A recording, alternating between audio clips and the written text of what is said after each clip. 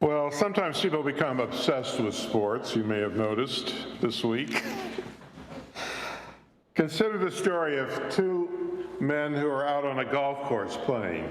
They reach the seventh hole of the course, and it happens to be near a road.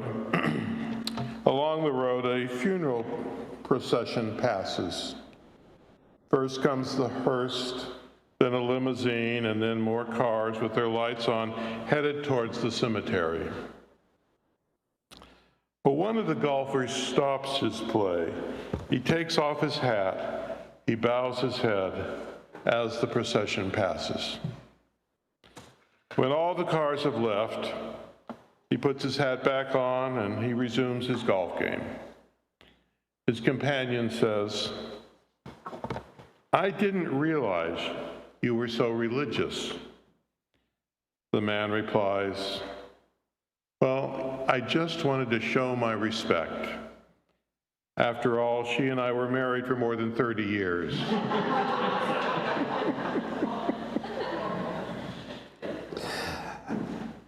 It's a Florida joke, really. If we define religion as something to which people are fanatically devoted, perhaps sports is America's real religion. This evening, more than 100 million people will watch the Super Bowl in the United States. There's no other activity that so many of us do together at the same time. The rate of crime will drop dramatically during the game. Michael Novak, in his book, The Joy of Sports, invites us to imagine that we are anthropologists from a distant planet, say Mars. We fly from Mars to the United States, and we try to understand the way of life of the people that we see below us. Flying over the land, we notice great ovals near every large city. We descend and observe. We learn that the oval is called a stadium. It is used roughly once a week in certain seasons. Weekly, millions of citizens stream into these concrete donuts. They pay handsomely to go inside. They are alternatively hushed, awed, outraged, and screaming mad at what they see. The combatants on the field appear resolute. So also are the dancers and the musicians who occupied the arena before, during, and after the combat. We observe that in millions of homes, at corner shrines, in every household's sacred room, a screen connects other citizens to the same events. At critical moments, the most intense worshipers demand silence of the less attentive. It appears that much of the nation is united in this public ritual. Afterwards, we notice joy or depression among millions of people. Most anthropologists would call this a religion. Now, if we define religion as a collection of dramatic rituals, then sports is a religion. The football ritual includes the pregame, the game, the halftime, the second half, and the postgame. In the game itself, the players line up and repeat the same basic ritual action over and over again. Observers delight in the subtle differences of each play. They comment on the skill and integrity of the players as they watch the different variations on the basic ritual. If we define religion as an organized and structured devotional activity, then sports is a religion. Each sport has a developed organization with lengthy and detailed rule books, along with articles of incorporation, officers, and a hierarchy. The rule books list ethical and unethical behavior. A player who is caught cheating can be banned from the sport for committing heresy. If we define religion as celebrating the best qualities in human beings, then sports is a religion. Sports celebrate not only physical strength, but also skill, intelligence, and personal integrity. Sports hold up examples of excellence so high that human beings live up to them only rarely. Sports hold up images of perfection so beautiful that living up to them or seeing someone else live up to them produces a kind of wonder, a feeling of awe. Players who persist in the face of adversity, those who keep playing and do not quit, are held up as heroes. These heroes dramatize the qualities that are some of the highest human virtues. If we define religion as the exploration of feelings that we have about risk and about fate, then sports is a religion. Life is dangerous and unpredictable. Sports is a ritualistic acting out of this experience. In life, what we prepare for with careful practice seldom happens exactly the way we planned. And in the same way, the careful practicing of plays of basketball or football seldom turn out exactly as planned. In this way, sports is a symbolic acting out of the struggles of our lives. If we define religion as the human attempt to cope with the hard issues of daily human living, issues such as aging, dying, failure, betrayal, and fear, then sports is a religion. Competitive sports symbolically struggles with the same issues. Players struggle with injuries, and then later, at the end of their careers, they struggle with when to retire.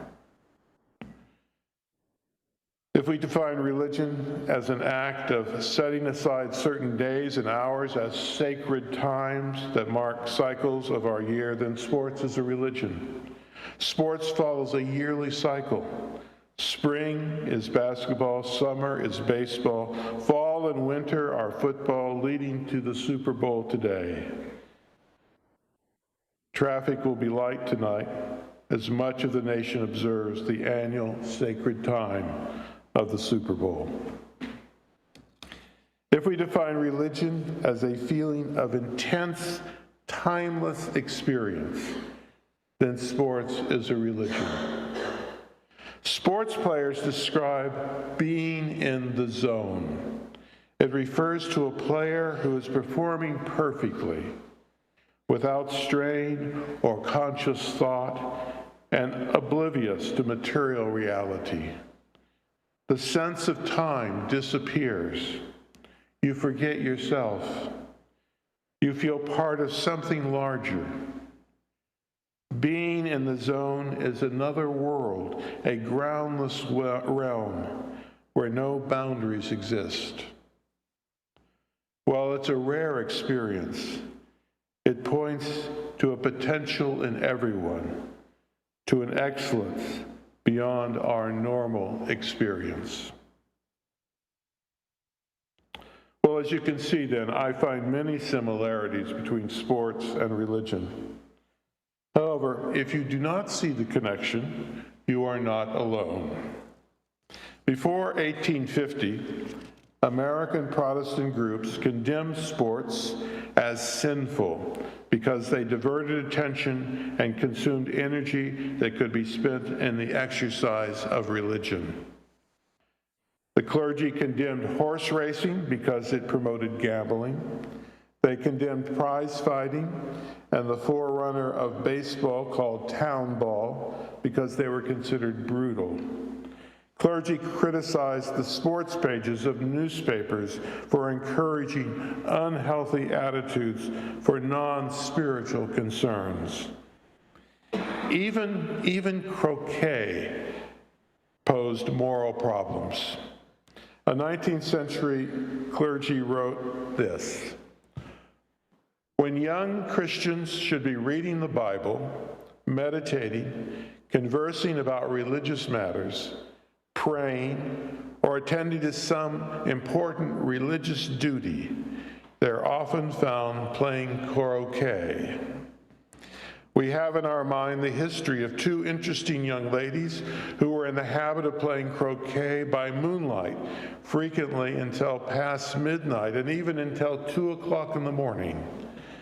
The result of their dispensation was consumption from cold and a very sad and untimely death, without that preparation which consists in holiness, without which no one shall see the Lord.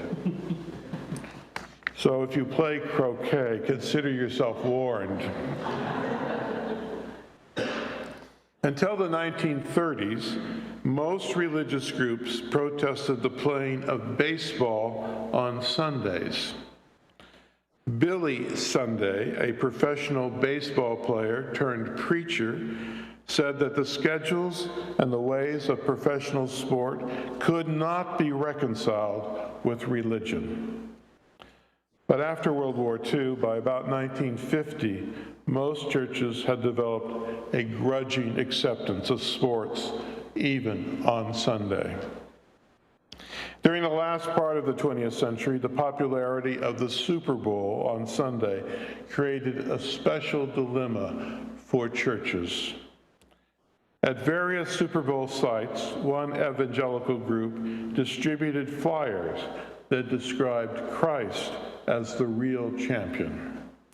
One year, when the Super Bowl was in Miami, a group of Methodist churches hired an airplane to tow a huge banner over the stadium that read, "Jesus is the real Super Bowl hero."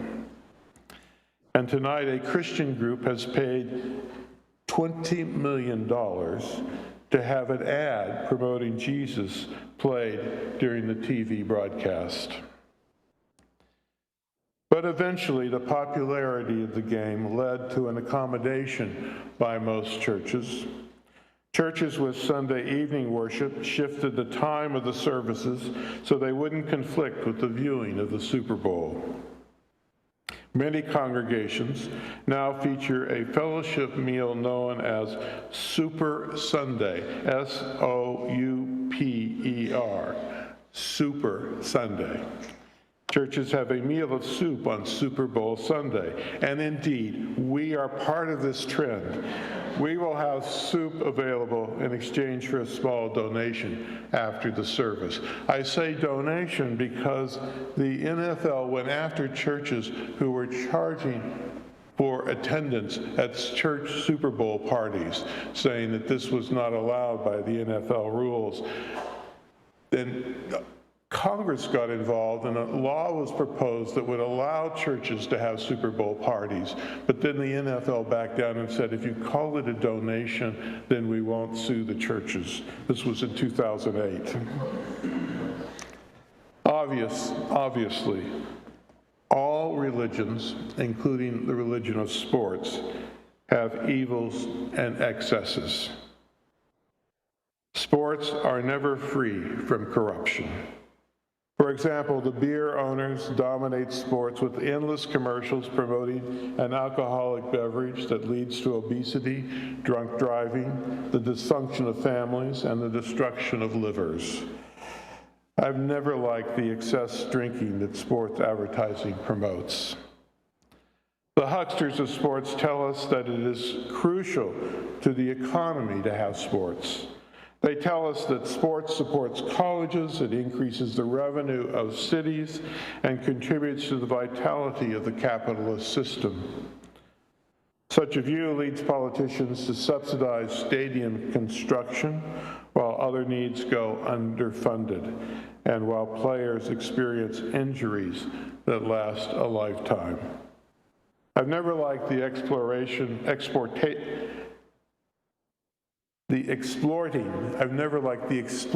of the players, or the gross signs of commercialism and the greed that is part of American sports. Now, the sexists among us tell us that sports is a male activity. With the logic of oppression, we're told that it demands a strength, a courage, and aggressiveness which is absent in women. Women, we are told, are more properly positioned as cheerleaders, who are paid by the NFL an average of $150 a game. Such an approach produces a country of stupid men and angry women. Of course, not all sports are played by men. Personally, my favorite team is a women's basketball team called the Washington Mystics. The women are highly skilled. I can afford their tickets. And I like the fact that the Washington Mystics are named after a theological belief system. I think we should have the Theists as a sports name, maybe perhaps the Agnostics, maybe even the Atheists, I don't know. The Washington Mystics is a great name. So like all human religions, sports has its evil side. But still, I find much in sports that is positive. At its best, sports teaches us positive social skills that make us better persons.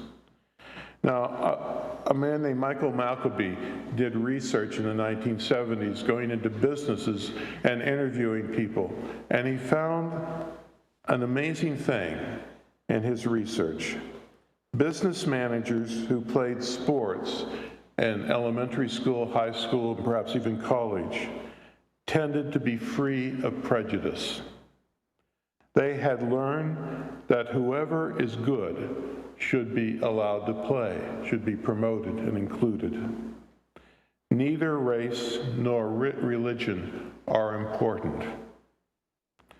What was important to these business managers that he studied is a person's ability to contribute to the team. Business persons who played on teams, he found, feel at home working on an interdependent team to achieve a goal. They know how to apply the skills of cooperation. And at this time in our nation's history, I think sports can teach us an important skill that all of us need to learn. I think of a Peanuts cartoon strip of years ago. The first frame showed Linus sitting in front of a TV set. His arms are upraised, his face is glowing. "Fantastic!" he exclaimed. And he runs outside where Charlie Brown stood inert on the grass. Charlie Brown is holding a football. "Charlie Brown," Linus said excitedly, "I just saw the most unbelievable football game ever played. What a comeback." Charlie Brown listened intently as Linus gave a thumbnail sketch of the end of the game. The home team was behind, 6-0, with only 3 seconds to play. They had the ball on their own 1-yard line. Linus had begun to feel the excitement of the game all over again. He waved his arms about and he jumped up and down. The quarterback took the ball, faded back behind his own goalpost, and threw a perfect pass to the left end, who whirled away from 4 guys and ran all the way for a touchdown. The fans went wild. You should have seen them. People were jumping up and down, and when they kicked the extra point and won the game, thousands of people ran onto the field laughing and screaming. The fans and the players were so happy. They were rolling on the ground. They were hugging each other. They were dancing and everything. "It was fantastic," Linus concluded. Charlie Brown looked at him intently and soberly, and he asked, "How did the other team feel?" How did the other team feel? We can imagine how the losing team felt. Learning to deal with loss is part of playing sports. When I was a child, I played basketball on the 8th grade team in my elementary school. Besides learning plays to use against the kids in the other elementary schools, we learned about winning and we learned about losing. The coach said to us, when you win, do not take pleasure in another team's defeat. Mr. Martindale's his name. He said, they try to do their best. Treat them with respect. Shake their hands. Say, good game. Be humble in victory. Then the coach said, when you lose, do not embarrass yourself or your teammates by blaming the other team or by disputing the results. Take responsibility for your loss. Shake hands with the members of the other team and say, good game. Then do not hold on to the loss, endlessly whining that it was not fair and that you really won. Maturity, the coach said, is facing reality and accepting the loss and moving on. So playing sports as a child, I learned that even when I lose, I am still a good person. I could tell my life story as a story about losing. As a teenager, I applied and was rejected by 3 colleges. I could focus on that, but I prefer to remember that I had a wonderful education at Arizona State University that did accept me. Each of us has a choice about how we tell the story of our life. In my 20s, I dated women who eventually broke up with me. I could focus on that, on the rejection. But I prefer to remember that when I was 28, I met Leslie, and we've been married for more than 40 years. I applied during my career as a minister for churches that I did not get. I could focus on that. But I prefer to remember that I was lucky to be called to serve 5 Unitarian Universalist churches. And now I am blessed, I am lucky to be spending a year with all of you fine people. The way we tell our story can be a story about failure or success. And the sports I played as a child helped teach me to put the losses behind me and to make the successes the story of my life. Tonight is the Super Bowl. 60% of the nation will not be watching. Only 100 million of us will. Some of you find meaning in life in other ways. Nevertheless, I probably will watch, and I do like sports. When you take away the trophies and the rings and the prize money and the Wheaties endorsement and the media hype, what is left is the skill, the determination, the wisdom, and the ethics of the players. Whatever the outcome of this evening's game, both the winners and the losers have my respect and my admiration. Let's sing our closing hymn. Let it be a dance.